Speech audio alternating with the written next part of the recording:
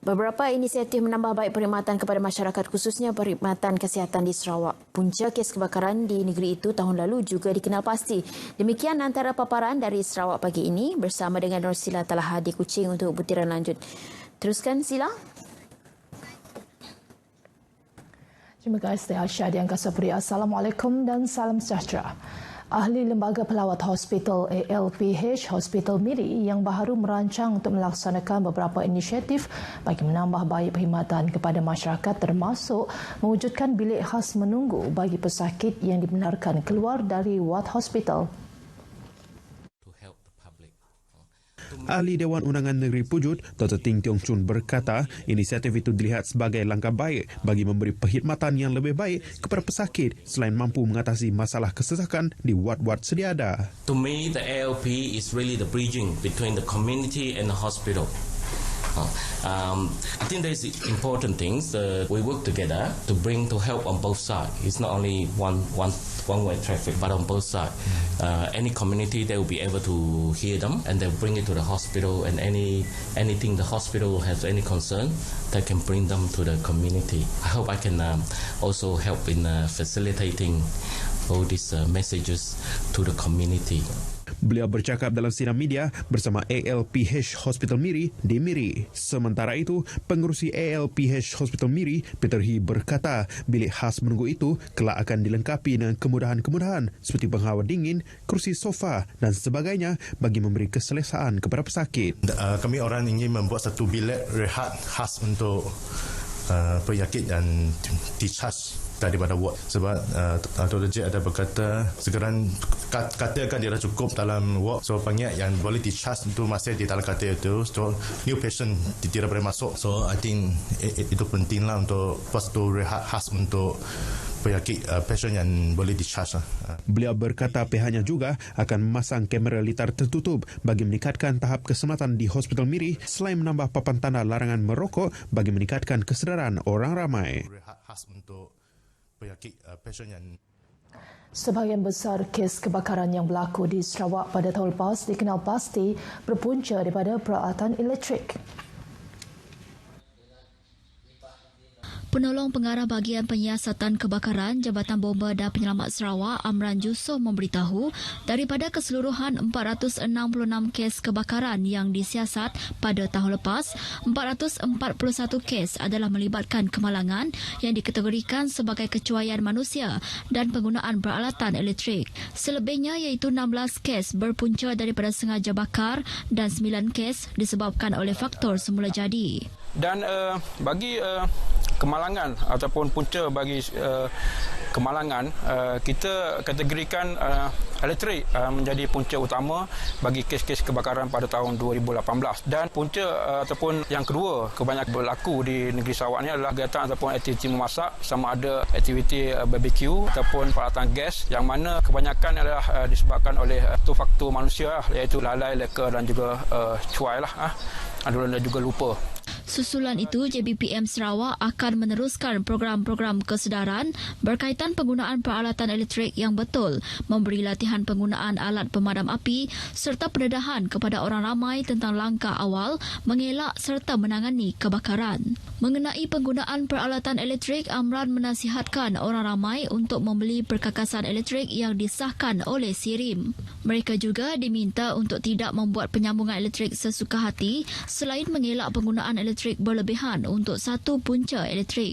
Beliau ditemui pada penutupan program Summer Camp Zon 3 Seri Aman di Balai Bomba dan Penyelamat Betong di Betong. Program 3 hari itu disertai 18 peserta daripada 5 buah rumah panjang dari daerah Betong. Yayasan Sarawak semalam melancarkan sistem pengurusan bantuan komuniti YSCAMS bagi memudahkan urusan segala jenis bantuan yang disediakan oleh organisasi tersebut kepada masyarakat. Berucap merasmikan majlis tersebut, Ketua Menteri Datuk Petinggi Abang Johari Tun Openg berkata pelaksanaan aplikasi baharu secara dalam talian tersebut adalah selari dengan pembangunan teknologi digital masa kini. Tambahnya, YSCAMS bukan sahaja menyediakan perkhidmatan yang lebih cekap kepada pelanggan, malah memudahkan urusan yang lebih interaktif di antara Yayasan Sarawak dan para pelanggannya dalam perihal permohonan serta kelulusan biasiswa, bantuan pendidikan, bantuan bencana dan grant. YSCAMS bakal melibatkan kerjasama Yayasan Sarawak dengan pelbagai agensi kerajaan serta badan-badan bukan kerajaan (NGO). Ketua Menteri kemudiannya merasmikan majlis sambutan Gawai Raya Yayasan Sarawak yang dihadiri oleh warga Yayasan Sarawak. Daycare Pusaka merupakan pusat jagaan yang pertama didaftarkan oleh Jabatan Kebajikan Masyarakat JKM Sarawak pada Februari lepas dan diuruskan di bawah Koperasi Pusaka Sarawak Berhad Ko Pusaka. Pusat yang menempatkan 30 kanak-kanak berusia 4 hingga 12 tahun ini mempunyai 2 pengasuh serta memiliki sijil pemata dan kursus asuhan KAAK daripada JKM. Pusat jagaan dan asuhan itu yang beroperasi di Wisma Sumber Alam ditubuhkan pada tahun 2001 bagi menyediakan kemudahan serta meringankan beban kaki tangan pusaka dan warga Wisma Sumber Alam untuk menempatkan anak-anak mereka selepas sesi persekolahan. Pelbagai aktiviti dijalankan untuk kanak-kanak di pusat berkenaan, antaranya lawatan sambil belajar, sukaneka dan sambutan Hari Kanak-kanak. Majlis Perasmian Daycare Pusaka disempurnakan oleh Timbalan Ketua Menteri Datuk Amar Awang Tengah Ali Hassan. Terdahulu beliau yang juga pengerusi Lembaga Pengurusan Pusaka turut hadir menyempurnakan gimik perasmian Majlis Ramah Tamah Gawai Raya Pusaka yang diadakan di pekarangan Wisma Sumber Alam, Petrajaya, Kuching. Para guru yang telah lama berkhidmat perlu latihan semula bagi memenuhi keperluan pendidikan semasa. Ia berikutan terdapat di antara sukatan pelajaran yang dipelajari para guru ketika di maktab dahulu sudah tidak lagi relevan dengan keperluan pendidikan semasa.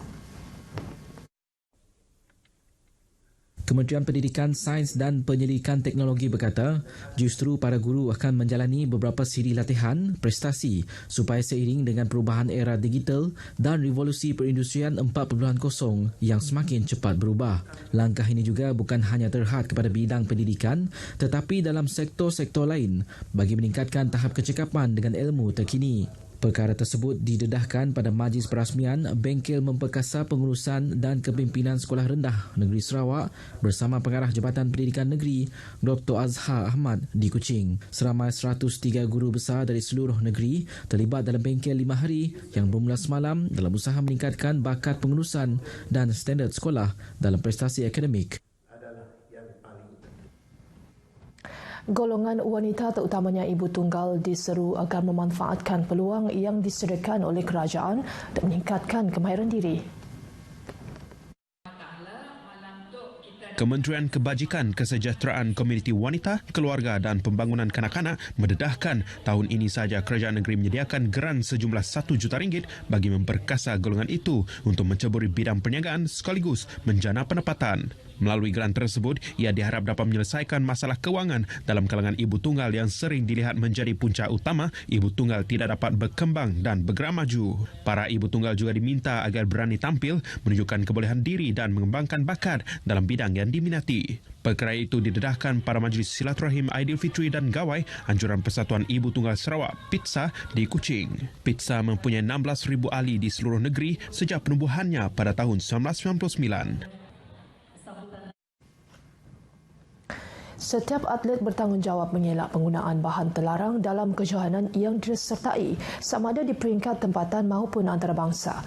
Ketua Pegawai Eksekutif Perbadanan Sukan Sarawak, Dr. Ong Kong Swee berkata, perkara tersebut dipandang serius malah setiap atlet juga wajib menandatangani surat aku janji selepas dipilih menyertai mana-mana acara sukan.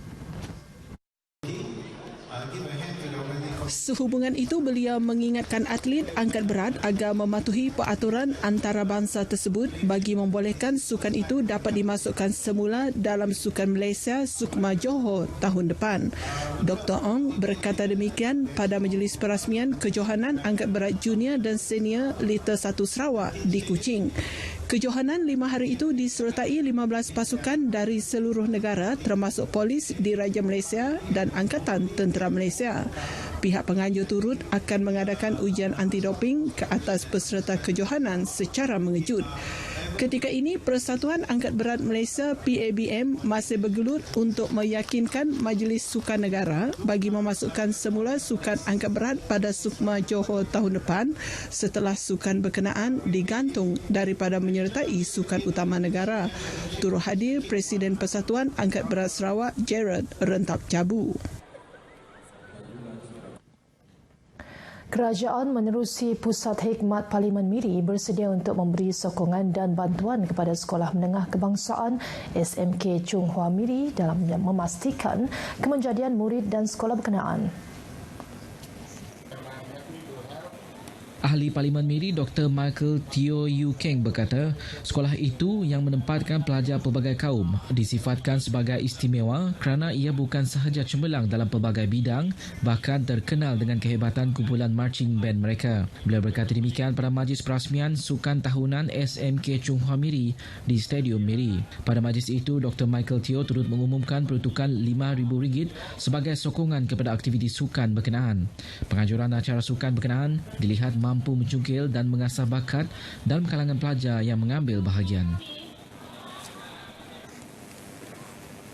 Setakat ini dahulu berita dari Sarawak untuk N7 pagi ini. Untuk berita seterusnya kembali bersama Aisyah di Angkasa Puri. Silakan.